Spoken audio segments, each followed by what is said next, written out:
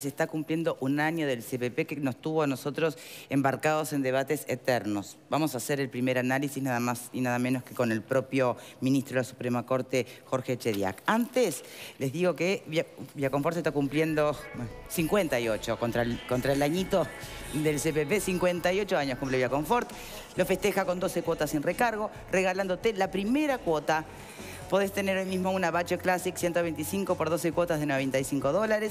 Acordate que la primera te la regala Viaconfort. O también llevarte una Bacho P1, P110 por solo 12 cuotas de $76. Y Viaconfort que te regala la primera cuota. Aprovecha el mes aniversario en Viaconfort. Llévate tu nueva moto pagando menos. Llama ya al 2507-3883. Muchísimas gracias por acompañarnos, ministro Jorge Chediak. Nosotros recordamos, porque en su momento nos impactó positivamente, ¿no?, la honestidad intelectual con la que usted planteaba, pedimos por anticipado disculpas por los errores que puedan surgir a partir de la aplicación tan a los atropellos, ¿no?, de este nuevo código. Pero bueno, pasó un año. Seguramente no es tiempo prudencial como para aseverar grandes máximas, pero sí para analizar cómo viene desarrollándose. Hay alguno, primero le doy la bienvenida, le agradezco y lo invito a una reflexión inicial, ¿no? Después van las preguntas. Muchas gracias, un honor estar con ustedes.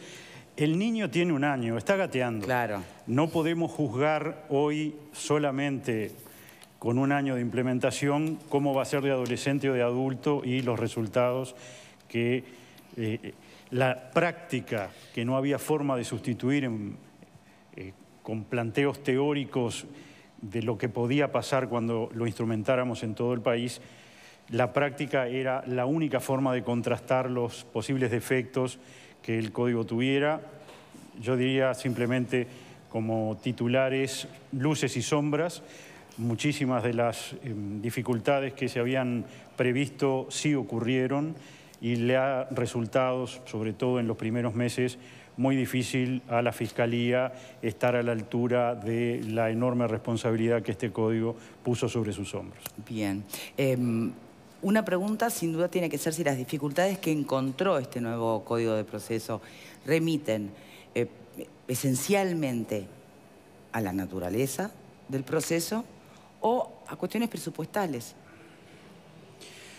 Yo le diría que desde la decisión que todo el sistema político toma de hacer la implementación en forma simultánea en todo el país, que creo que solo estaba el antecedente de República Dominicana, porque la veintena de países que habían hecho la reforma antes de nosotros optaron por lo que la comisión que integramos en la redacción de este código había dicho, y dice, vamos a hacerlo en cuotas, vamos a hacerlo por implementación geográfica progresiva y dejamos la capital para el final, de tal forma de ir viendo cuáles son los problemas y además de que en determinados departamentos vayan adquiriendo todos los operadores experiencia en el nuevo código, que además luego por el ascenso natural que en las carreras tanto de juez como de fiscal como de defensor se tiene, se van corriendo también con la implementación los que adquirieron primero la experiencia, con lo cual normalmente lo que pasó es que cuando se llegaba a la capital del país se llegaba 5 o 6 años después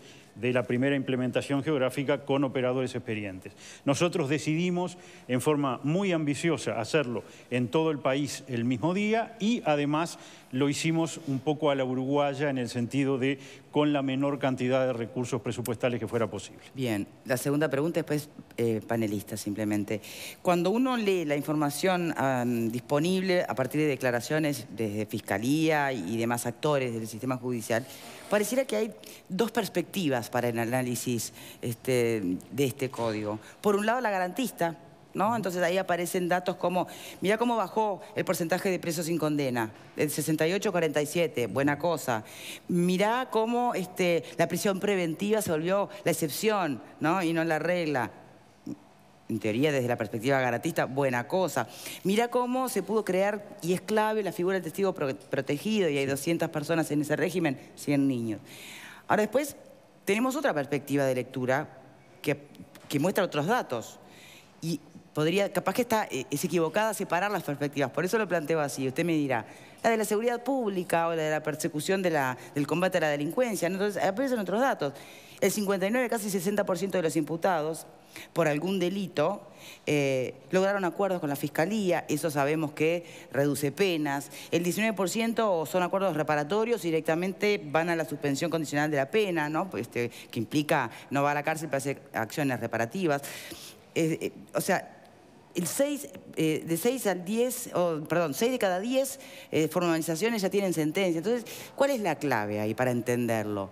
¿La clave es el número de formalizaciones o la clave está en ese porcentaje de delincuentes que terminan acordando con Fiscalía, reduciendo penas? ¿Se entiende el planteo? Le entiendo el planteo y ojalá tuviéramos 2 o 3 horas para dedicarle al tema. Las tenemos, bueno. Usted arranque y vamos viendo. Me alegro mucho. Para empezar, porque si no, quien no está vinculado al derecho se marea. Ni era tan espantoso antes, ni es maravilloso ahora.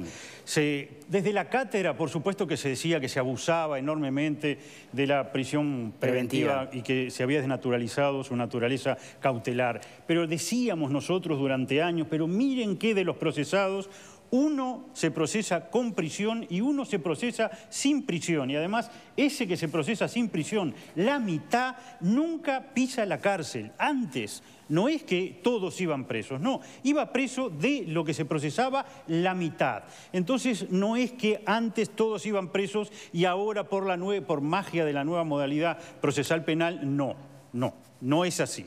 No se abusaba tanto, iban presos en el caso de los delitos graves los que correspondía que fueran presos y ahora también se da una situación parecida. Ahora, previmos todos que el 97% de quienes terminan siendo imputados de delitos, porque además simplemente una cosa, ya hay Ronzón y Nelson Fernández han estado diciendo que el código en ningún lado dice formalizado. Formalizado no existe.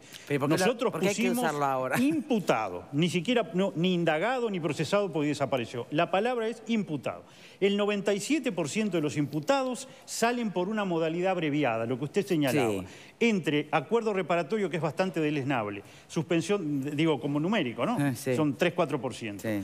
Entre suspensión del proceso a prueba y lo que es el proceso abreviado, salen el 97% de los delitos que se resuelven. Después yo pregunto, ¿eso es bueno o es malo?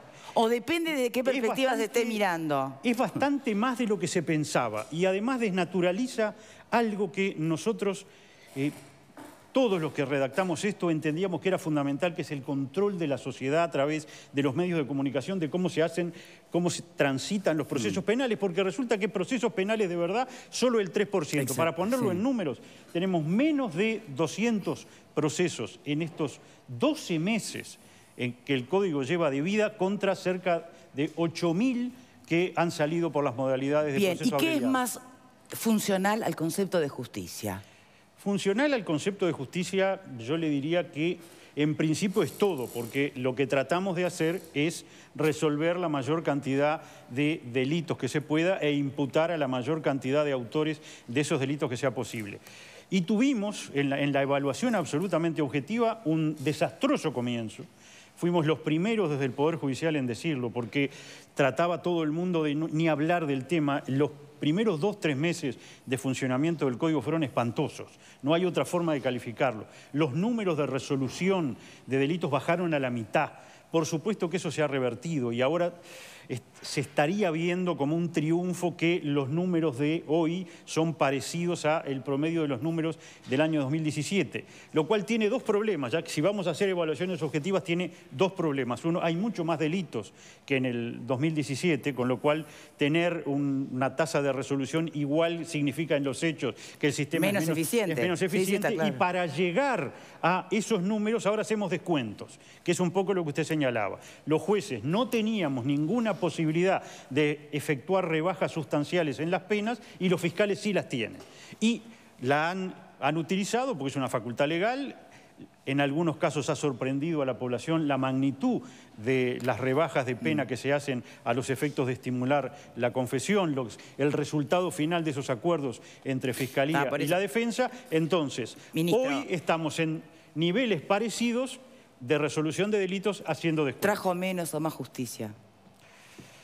Bueno, pausa y yo le diría que hay que ver los aspectos positivos. El sistema era obsoleto, no era transparente para nada, desearíamos que fuera mucho más transparente. Las víctimas no participaban, ahora las víctimas sí pueden participar y además la otra verdad es que estos procesos son mucho más rápidos y estamos logrando revertir algo que era horrible que el Uruguay padeciera, porque somos una democracia plena, que eran observaciones internacionales en relación a nuestro proceso penal, porque había muchas personas privadas de libertad sin condena. Hoy ya son la minoría, ya en este año se ha revertido la tendencia. El martes, por lo menos en cárcel de mujeres, se nos señalaba por parte de la directora que ya el 60% de las reclusas tienen condena, o sea que estamos revirtiendo aquella situación en donde era mayoritario el privado de libertad sin condena. Hacemos una pausa y ya venimos.